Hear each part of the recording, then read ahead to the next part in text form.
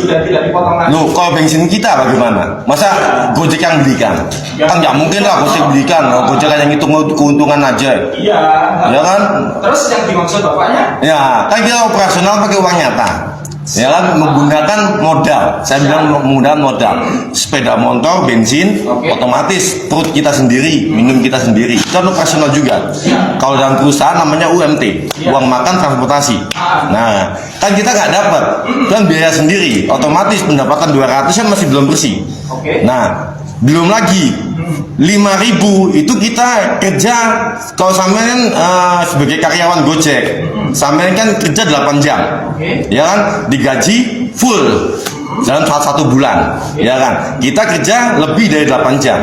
Nah, apakah hanya cuma itu aja pendapatan kita? Oke, teman-teman, sekali lagi bapaknya mungkin barusan datang ya. Kalau saya bilang di awal tadi, yang pertama ini sifatnya adalah penawaran, artinya teman-teman bisa menyesuaikan sendiri, gitu ya. Yang pertama, kalau dibandingkan dengan karyawan, ini tidak ada hubungannya sama sekali karena teman-teman adalah mitra. Ya, makanya itu Pak. Sebentar. Ya, silakan. Karyawan, saya sekarang nggak masuk, mungkin saya akan kena teguran. Mungkin 2 hari, 3 hari saya tidak masuk, saya akan kena teguran, bahkan SP mungkin gitu Pak ya. Tapi kalau teman-teman, ya enggak juga, jam kerjanya diatur sendiri, mau banyak pendapatan juga bisa diatur sendiri dan lain sebagainya, kan seperti itu. Gitu ya. Tidak ada hubungannya sama sekali. Lu pasti ada hubungannya Pak. Soalnya apa? Ya mohon maaf ya sebelumnya ya. Aplikasi Gojek kan nggak memberikan modal sama ujung tombaknya sebuah perusahaan di aplikasi Gojek. Ya kan? Justru kita yang membiayai pendapatan karyawannya Gojek. Ya kan? Kalian digaji oleh aplikasi Gojek, tapi uangnya dari kami. Ya kan? Nah, otomatis kami yang menuntutnya di situ. Nah, seperti itu. Soalnya Pak, selama ini aturan dari Gojek mengekang ruang geraknya kita sebagai mitra.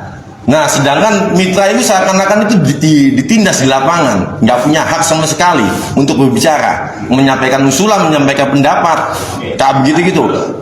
Nah, terus boleh saya tanya lagi, satu lagi. Ongkos 5.000-an, kira-kira Gojek ambil keuntungan dari customer berapa persen? Oke, kita ada yang namanya promo, yang namanya mode hemat. Sekarang teman-teman kalau punya aplikasi customer silakan dibuka. Ya, mode hemat itu bayarnya hanya Rp3.000. Ya, Rp3.000 ya. Sedangkan kita membayarnya teman-teman adalah Rp5.000. Ya, oke. Terus soalnya gini Pak. Terus. Kalau biaya ongkos kirim di aplikasi itu murah. Yang membuat mahal cuma satu, biaya lainnya. Oke. Nah gitu itu Pak. Urusannya dengan lainnya juga Pak. Karena kita juga membiayai aplikasinya teman-teman, merawat aplikasinya customer, merawat aplikasinya merchant juga. Yang semuanya itu juga butuh perawatan. Nah, dia dapat biaya seperti itu dari siapa? Kewajibannya aplikasi kan hanya biaya admin, bukan biaya lainnya. Oke. Ya kan? Biaya tersebut kan juga tidak berpengaruh juga kepada teman-teman semuanya, karena kita ambilnya juga dari customer. Tetap kami pengaruh Pak. Pengaruhnya begini, kalau seandainya minus itu bagaimana bayarnya? Saran dari Bapak untuk top up, ya kan? Kalau kita kerja dapat uang, ibarat saya kalau mengibaratkan seperti itu utang. Ibaratnya saya dikasih cash-cashan oleh pihak aplikasi Gojek, otomatis saldo saya minus, saya ibaratkan itu utang, ya kan? Saya pernah sekali minus langsung saya top up, ya kan? Hasilnya istilahnya gimana ya? Saya coba putar penghasilan saya di ATM, ya, dengan top up tadi.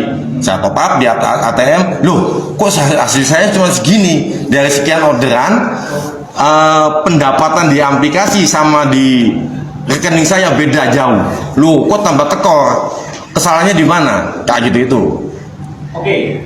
Biar kita lebih fokus Pak ya, kalau mau diskusi lebih panjang mengenai itu, karena saya yakin juga teman-teman punya pertanyaan yang lainnya juga, gitu. Kalau mau lebih panjang mau diskusi masalah itu, boleh nanti setelah ini, gitu ya. Kita fokuskan di mitra berbicara dekat terlebih dahulu. Maaf, untuk mitra berbicara dekat saya masih belum minat. Oke. Ya kan? Saya hanya ingin menyampaikan apa yang menjadi keluh kesah saya sebagai mitra. Boleh. Ya. Boleh. Nggak apa kan? Berarti saya dikasih kesempatan untuk istilahnya berembuk dengan. Tapi maaf setelah acara ini.